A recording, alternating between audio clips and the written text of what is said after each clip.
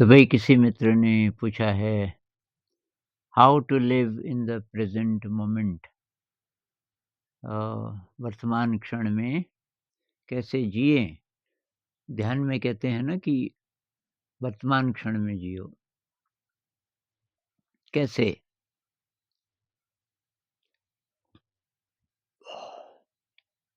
एक ही तरीका है, बार बार मन को वापस लाओ। मन भाग रहा है। ध्यान में जो हम करते हैं वो हर समय करना है। अब ज्यादातर हम सोचते हैं कोई काम है, कोई काम करना है और तब उसके बारे में सोचते रहते हैं कि ऐसा करेंगे, ऐसा करेंगे। जैसे यहाँ का मैं उदाहरण देता हूँ, मान लीजिए कि कल आलू लगाने हैं, तो आलू लगाने हैं, खेत अभी तैयार नहीं है। तो अब मान लीजिए कि ये मेरा डिपार्टमेंट है, मतलब मैंने ही बोला कि भाई आलू लगाएँगे और आलू भी आ गए लगाने के लिए और अब मैं सोचने लगा कैसे लगेंगे, तो थोड़ा खोदना पड़ेगा। तो फिर ये 3 बजे तक तो स्कूल है, टीचर्स फ्री होंगे नहीं। अब मान लीजिए कि मैं अभी या तो ध्यान में बैठा हूँ या मैं कुछ और काम कर रहा हूँ, कुछ लैपटॉप पे कुछ मैं काम कर रहा हूँ या मैं घूम रहा हूँ, अ, या मैं रोटियाँ बना रहा हूँ, कुछ ना कुछ काम कर रहा हूँ, लेकिन दिमाग में ये चल रहा है कि कैसे करेंगे कल? तो ऐसा करेंगे, टीचर्स आएँगे 3 बजे और साढ़े 3 बजे तक उनको चाय-वाय पिला देंगे। फिर उनको बोलेंगे कि भाई थोड़ी देर ये आलू लगाने हैं और तब ये, लेकिन इतने कम टाइम में तो होगा नहीं। ये जो विचार चलते रहते हैं, थोड़ा-सा विवेक अगर काम करे कि भई इस समय ज़रूरत है इसकी। जो मैं सोच रहा हूँ, उसके बिना सोचे काम बिगड़ जाएगा क्या? भई कल होना है ना ये काम, और पता नहीं हो या ना हो। मान लीजिए कि बहुत ज़ोर की बारिश हो रही, तब तो नहीं लगाएँगे ना आलू कल।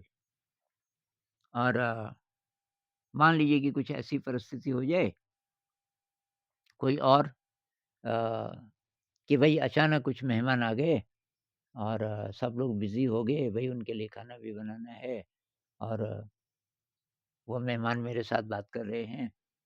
अब आलू का तो प्रोजेक्ट रह गया, तो ज़रूरी नहीं कि कल ही लगें वो आलू।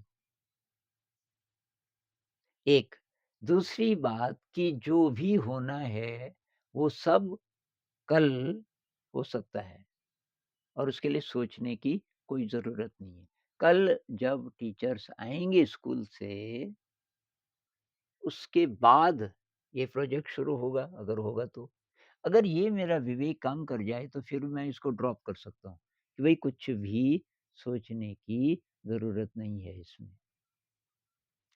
अब ये बात हर जगह लागू होती है। आप बोलोगे कि चलो आलू तो कोई बात नहीं, नहीं भी लगेंगे, लेकिन कुछ ऐसी चीज़ें हैं कि जो ज़्यादा अर्जेंट होती हैं। मान लीजिए आप डॉक्टर हैं, आपको ऑपरेशन करना है किसी का कल, तो एक बार सोच लीजिए, एक बार आपको रिवाइज़ करना है मन ही मन में।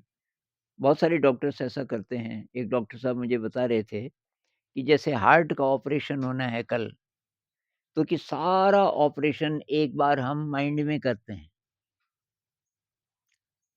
सारा ऑपरेशन एक बार माइंड में करते हैं। मेरे ख़्याल से ये तब ज़रूरत है जब बहुत ज़्यादा एक्सपीरियंस डॉक्टर ना हो। नहीं तो एक बार भी करने की क्या ज़रूरत है? आप पहले ऑपरेशंस कर चुके होंगे, वो जो एक्सपीरियंस है आपका, बस। तो ये डर क्यों है कि कहीं ये ना हो जाए, वो ना हो जाए? बट चलो, एक बार रिवाइज़ कर लो। ये ऐसी क्रिया है जिसमें कि सारे स्टेप्स लगभग-लगभग प्रेडिक्टेबल हैं। आपको पता है इसके बाद ये करेंगे, ये करेंगे, ये करेंगे। एक बार रिवाइज़ कर दो, उसके बाद भूल जाओ उसको, बिल्कुल भूल जाओ। लेकिन ज़्यादातर चीज़ों में कोई रिवाइज़ करने की ज़रूरत नहीं है। ज़्यादातर जो ज़िंदगी में चीज़ें होती हैं, उसमें आपको कुछ सोचने की ज़रूरत नहीं है पहले से। जब वो स्थिति आती है, तब वो सब अपने आप हो जाता है। एक बात तो ये। दूसरी बात ये कि जब आप बहुत हाई एनर्जी पे होते हैं, तब थॉट की ज़रूरत नहीं पड़ती, कुछ भी करने के लिए। जैसे आप लिख रहे हो, कोई आर्टिकल लिख रहे हो कोई कविता लिख रहे हो, बहुत हाई एनर्जी है, तो सीधे उसका फ्लो आएगा, सीधे कहीं से शब्द जैसे पता नहीं किस सोर्स से आ रहे हैं, बिना सोचे, कोई थिंकिंग नहीं बीच में। पहले से आप सोच विचार करके तब सेंटेंस बना के और तब लिख रहे हो, वो लो एनर्जी में होता है। एकदम हाई एनर्जी में थिंकिंग की ज़रूरत नहीं है, कभी भी नहीं। ज़िंदगी में कितने भी कॉम्प्लिकेटेड काम आप कर रहे हो, थिंकिंग की ज़रूरत नहीं है अगर आपकी हाई एनर्जी है। हाई एनर्जी कब होगी? जब आपका अपने हायर सेल्फ से कॉन्टैक्ट होगा। हायर सेल्फ कह लो अ, अनकॉन्शियस माइंड कह लो, कलेक्टिव कॉन्शियसनेस कह लो, जिसको जे कृष्णमूर्ति जी और डेविड बोहम माइंड कहते हैं, कि माइंड मतलब इन्फिनिट फील्ड ऑफ इंटेलिजेंस। उससे आपका कॉन्टैक्ट सीधे हो गया, जिसको सहज समाधि कहते हैं। सहज समाधि का मतलब क्या है कि आपका जो ब्रेन है, वो चुप है, रिसेप्टिव है, एकदम अलर्ट है, लेकिन चुप है। और ब्रेन से जो काम इस समय लेने वाली शक्ति है, उसको माइंड कहो, उसको ब्रह्म कहो, उसको हायर सेल्फ कहो, वो सीधा काम कर रहा है। भई इंसान के अलावा देखो ना और जानवर सोचते हैं क्या? और अगर आप मानते हो कि दूसरे जानवर इतने कॉम्प्लिकेटेड काम नहीं करते, तो थोड़ा-सा मकड़ी को देखिए। मकड़ी जब जाला बुनती है, ज़रा ध्यान से देखना उसके जाले को। कहाँ-कहाँ वो टाँके लगाती है। छोटी-सी मकड़ी। मकड़ी है जिसके वो टाँग भी मिला के जिसके जो शरीर का डायमीटर है, मान लीजिए कि 1.5 इंच है बस। और उसने जो जाला बनाया वो 10 फुट से भी ज़्यादा लंबाई के उसके धागे हैं, जिससे वो बनाता है और उसको दिखता नहीं है। मकड़ी को दिखता नहीं है, यहाँ टाँका लगाया तो फिर अब आगे कहाँ लगाएगी उसको थोड़ी दिखता है, 2 इंच भी नहीं दिखता। तो कैसे ये सब कर लेती है? बहुत बड़ा इंजीनियरिंग का टास्क है ये। तो मकड़ी सोचती है क्या? मकड़ी तो सोच उसके पास भाषा भी नहीं है। तो ये वाली जो भाषा है, शब्द में जो हम सोचते हैं और जो परेशान करती है, ये लो एनर्जी वाली कोई चीज़ है, इसकी ज़रूरत है। इंसान ने बनाया इसको कम्युनिकेशन के लिए किसी ज्ञान को प्रिज़र्व करने के लिए भाषा की तो हमें ज़रूरत है, हमारे पास दूसरा विकल्प नहीं है। या तो हम टेलीपैथिक हो जाएँ। कुछ लोग कहते हैं ना कि बहुत हाई एनर्जी के बीइंग्स हैं कि किन्हीं दूसरे-दूसरे जगतों में जो फ़िल्मों में दिखाते हैं और वो टेलीपैथिक होते हैं, वो शब्दों में नहीं करते बातचीत। ये एनडी वाले भी बोलते हैं, नियर डेथ एक्सपीरियंस वाले बोलते हैं कि जब ये प्राण निकल जाते हैं, तो हमारी जो दूसरी बॉडी है एस्ट्रल बॉडी कह लो, तो वो जब कम्युनिकेट करती है, जैसे अनीता मूरजानी कह रही है ना कि पिताजी से बातचीत हो रही थी, पिताजी 10 साल पहले मर गए थे। तो पिताजी जो बोल रहे हैं और अनीता जो जवाब दे रही है, शब्द नहीं है। शब्द में नहीं, सीधे मीनिंग आ रहा है, सीधे भाव आ रहा है, क्योंकि वो बहुत हाई एनर्जी की स्टेट है। तो उस स्टेट में जब हम होते हैं तो उसको भाव समाधि कहते हैं। समाधि का मतलब बैठे हुए नहीं हैं आप, भाव समाधि का मतलब आप सब काम कर रहे हैं। मुझे लगता है कृष्णमूर्ति जी मैंने एक ही संत देखे ज़रा बहुत नज़दीक से, कृष्णमूर्ति शायद इस स्टेट में होते थे, भाव समाधि में। मतलब अनंत के साथ जुड़े हुए, तो ऐसे इंसान को कुछ भी सोचने की ज़रूरत नहीं है और जब सोचेंगे नहीं हम, तो हम वर्तमान में होंगे। तो थोड़ा-सा हम ये दूसरे प्राणियों को देखें कि भई ये सब बिना थिंकिंग के काम चलाते हैं। ये पास्ट में, फ्यूचर में नहीं जीते। क्योंकि सारा ज्ञान इमीडिएटली इस क्षण में अवेलेबल है, कुछ सोचने की ज़रूरत नहीं है। आप जब खाना बनाते हो, अगर आप ध्यान से देखो, खाना बनाने से रिलेटेड कोई थॉट मन में नहीं होगा आपके। जो थॉट्स होंगे, वो कुछ और जगह के होंगे, वो अलग बात है। जैसे आपको अभी रोटी बनानी है ना, तो उसका थॉट नहीं आएगा कि अ, कितना आटा निकालना है, कितना पानी लेना है, वो सब आप ऑटोमैटिकली अपने आप कर लेते हो। अ, तो उसमें थॉट की कोई ज़रूरत नहीं होती। तो इसलिए ये तो बीमारी है, ये जो हम फालतू सोचते रहते हैं ना, संत लोग कहते हैं यही तो बीमारी है। ह्यूमैनिटी की जो सबसे बड़ी बीमारी है वो यही है, फालतू सोचना और सोच के कारण तब हमने पास्ट और फ्यूचर को पक्का मान लिया, एक्चुअली ना पास्ट होता, ना फ्यूचर होता। जो रियलिटी है वो ये एक क्षण है बस। पास्ट की याद है ना, अगर याददाश्त आपकी गायब हो जाए तो कभी-कभी होता है, एक्सीडेंट हो गया जी पीछे की याद गायब। या जिनको अल्जाइमर्स डिज़ीज़ होती है, 5 मिनट पहले की भी याद नहीं है, तो उनकी उनका मन उससे तो फ्री है, मेमोरी से फ्री है। अगर ये डिज़ीज़ नहीं होती, हेल्दी स्टेट होती मान लीजिए संत लोगों वाली, कि भई मेमोरी गायब नहीं हुई, खत्म नहीं हुई है, लेकिन हमने उसको एक तरफ रख दिया। उसको बार-बार, बार-बार प्ले क्यों करना है? उसी तरह फ्यूचर भी नहीं होता। फ्यूचर तो हम सोचते हैं ना, ऐसा होगा, ऐसा होगा। वो तो जब होगा तब होगा और जो आप सोच रहे हो ज़रूरी नहीं कि वैसा होगा, वो हम सोच रहे हैं। लेकिन जैसा कि मैं बता रहा हूँ आपको कि लो एनर्जी में थॉट्स आएँगे ही आएँगे।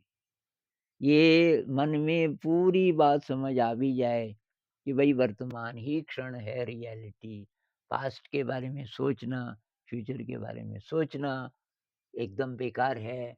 इससे परेशानी आती है, ज़्यादा सोचोगे तो एंग्ज़ायटी आएगी, इससे मेंटल डिज़ीज़ेज़ आती हैं ओवरथिंकिंग से। ये समझ आ भी गया तो आपकी थिंकिंग जाएगी नहीं, ड्रॉप नहीं होगी जब तक आपकी एनर्जी हाई नहीं हो जाती। इसलिए असली चाबी है कि हाई एनर्जी पे कैसे हम जिएँ। अब उसके लिए तरीके हैं, एक तो ट्रस्ट भई, किसी बड़ी शक्ति पे ट्रस्ट। तो जो लोग नास्तिक हैं, बोलते हैं कि हम नहीं मानते जी ईश्वर, अल्लाह, कोई बात नहीं। लेकिन आप इंटरकनेक्टेडनेस को मानते हैं? सब चीज़ें जुड़ी हैं। पृथ्वी और आकाश के बीच गुरुत्वाकर्षण ना हो, अब भी खत्म हो जाएँगी, पृथ्वी खत्म हो जाएगी। पृथ्वी लगातार साँस न दे, सोए हुए में भी हमारा जो साँस लेने का जो है यंत्र, वो काम करता रहता है, अगर ना करे ये तो सब चीज़ें आपस में जुड़ी हुई हैं, बहुत विराट-विराट शक्तियाँ। ये जो ज्योतिष में कहते हैं कि किस-किस का असर है हमारे ऊपर, सारे ब्रह्मांड का असर है। तो बहुत बड़ी-बड़ी शक्तियाँ हैं, उन्हीं को मान लो आप कि भई बहुत बड़ी-बड़ी शक्तियाँ चला रही हैं मेरे जीवन को तो, मैं थोड़ी चला रहा हूँ। ऐसा करके अपने मन को समझाएँ कि भई बहुत बड़ी शक्ति है कोई, वो मेरे जीवन को चला रही है और उसको सब पता है, तो मैं क्यों परेशान रहूँ? एक तो विश्वास या आपको किसी ईश्वर पे, किसी अल्लाह पे, किसी दूसरी शक्ति पे विश्वास हो, बार-बार उसको सौंप दें। Thy will O God not mine be done. हे ईश्वर तेरी इच्छा पूरी हो, मेरी नहीं। इन ला सुआ वोलंता दे ए नोस्ट्रा पेस। दांते ने कहीं कहा है, मैंने बहुत पहले पढ़ा था, ये भाषा मुझे आती नहीं पर मैंने कोटेशन याद कर ली थी। In his will is our peace. हमारी ज़िंदगी में शांति तब आएगी जब हम उसकी इच्छा पे सब छोड़ दें। तो हे ईश्वर तेरी इच्छा मेरी नहीं, thy will O God not mine be done. तो ये जो है ना ये बहुत मदद करता है। विश्वास, मेडिटेशन बहुत ज़्यादा आपकी मदद करेगा। ग्रैटिट्यूड, बी ग्रेटफुल, जो आपके पास है आज के दिन उसके लिए ग्रेटफुल। भविष्य के गोल्स मत रखिए बार-बार। कोई वेगली कोई गोल है तो है लेकिन ज़रूरी नहीं कि पूरा हो। हे ईश्वर तू जिधर ले जाना चाहे। अब आप अड़ जाओगे कि मुझे यही करना है यार, कल मर जाओगे तो कैसे करोगे? कुछ लोग अड़े रहते हैं मुझे परीक्षा पास करनी ही करनी है, करनी ही करनी है, 2 बार फेल हो गए, 3 बार फेल हो गए कॉम्पिटिटिव एग्ज़ाम में, करना ही करना है और तुम्हारी तबीयत खराब हो जाए, हॉस्पिटलाइज़्ड हो जाओ, डॉक्टर बोले कि अभी कुछ नहीं कर सकता, कुछ पढ़ाई-लिखाई छुड़ा दो सब, तब क्या करोगे? तो भई जिद नहीं भविष्य के लिए, "हे ईश्वर तेरी इच्छा पूरी हो।" आप पढ़ाई करो, पढ़ाई तो कर लो इसलिए मैं बोलता हूँ भाई पढ़ाई वो करो अभी के लिए, भविष्य के लिए नहीं। भविष्य का कोई भरोसा नहीं। जो चीज़ अच्छी लगे वही पढ़ो। भविष्य की चिंता मत करो, नौकरी नहीं लगेगी तो क्या होगा? अरे! अरबों आए इस पृथ्वी में और चले गए, मर गए, सब ठीक-ठाक जिए। अ, सबने तो खाना तो खाया ही ना उतने दिन। आपको भी मिल जाएगा, इतनी परेशानी क्या है? तो सब जिसने सिर दिया वो शेर भी देगा एक, है ना? कि सब ठीक रहेगा। तो भविष्य की चिंता, वही सोचता है आदमी ज़्यादातर, भविष्य के बारे में बहुत सोचता है, क्या होगा? कैसे होगा? बच्चे बड़े हो रहे हैं, अब क्या होगा? उनकी पढ़ाई-लिखाई का खर्चा। अरे! जब टाइम आएगा, तब अपने आप होगा जो होना होगा। और थोड़ा क्लैरिटी ज़िंदगी में चाहिए क्या आपको? ये जो लोग बहुत ज़्यादा स्ट्रेस में हैं, कॉम्पिटिटिव एग्ज़ाम की तैयारी कर रहे हैं, वो निकल भी गए, आप अंतिम लक्ष्य क्या है? भई नौकरी तो करोगे, निकल भी गए तो मतलब रोटी-पानी वगैरह-वगैरह का खर्चा, मकान-वकान ये सब, ये तो सारे जानवर करते हैं। उसी के लिए तो आप जा रहे हो ना वहाँ। थोड़ा साइकोलॉजिकल सैटिस्फैक्शन लोग कहेंगे हाँ जी, बड़ा साहब बन गया। नकली सैटिस्फैक्शन और ये कुछ काम नहीं आएगा आपके। अगर आध्यात्म की आपको ज़रा भी झलक मिल गई, तो समझ लो कि ये कुछ काम नहीं आएगा। अब आप बोलोगे संसार में जीना है, यही रास्ता थोड़ी है। अब 1000 में से 1 निकलता है, बाकी 999 कोई दूसरा रास्ता चुनते हैं ना। आप भी निकल गए, मान लीजिए 1000 में से 1, तो 999 जो जिनको छोड़ के आप आगे निकले, वो क्या करेंगे? कुछ और करेंगे ना, वो भी तो जिएँगे, वो मर थोड़ी जाएँगे। ऐसे ही अब निकलने का चांस तो बहुत कम है। ऐसे ही कुछ विकल्प भी ढूँढिए अ, उसके लिए पढ़िए वर्तमान क्षण में। जब मैं बोलता हूँ अपना पैशन ढूँढिए, वही पढ़िए जो अच्छा लगता है, इसका मतलब तब आप वर्तमान में जियोगे, खुश रहोगे। जितना पढ़ा वो आपको याद होगा, वो आप किसी और को भी सिखा सकते हो और आप खुश रहोगे। और इसी तरीके से कोई भी बात मन में आए भविष्य की ऐसा क्या होगा, क्या होगा? कोई बीमार है, हॉस्पिटलाइज़्ड है और उसपे बहुत पैसे लगेंगे, तो कैसे होगा? भई जैसे भी होगा, अभी तो कुछ नहीं कर रहे ना तू। अभी आप लेटे हुए हैं, सो रहे हैं, अब सोच रहे हैं क्या होगा? जो भी प्रॉब्लम है ज़िंदगी में, सब ऊपर वाले पे छोड़ दो क्योंकि आज की रात आप कुछ नहीं करने वाले हो, अभी तो आप सो रहे हो। वर्तमान क्षण में क्या करना है बस और एक्सेप्ट करो। कोई हॉस्पिटल में है, कल सुबह पता चला कि वो मर गया, तो फिर? तो मर गया, तो एक्सेप्ट करो, तो परमात्मा ने उसको बुला लिया। आपने तो किया जो आप बेस्ट करो बस। इस क्षण में आप जो कर सकते हो करो और निस्वार्थ सेवा करो और कृतज्ञता, विनम्रता का अभ्यास करो ध्यान का अभ्यास करो, निस्वार्थ सेवा करो जितना हो सकता है और खुश रहो और जब-जब थॉट्स ज़्यादा आएँ समझ लो आप लो एनर्जी में हो, थोड़ा हाई एनर्जी में कैसे जाएँ पता करो।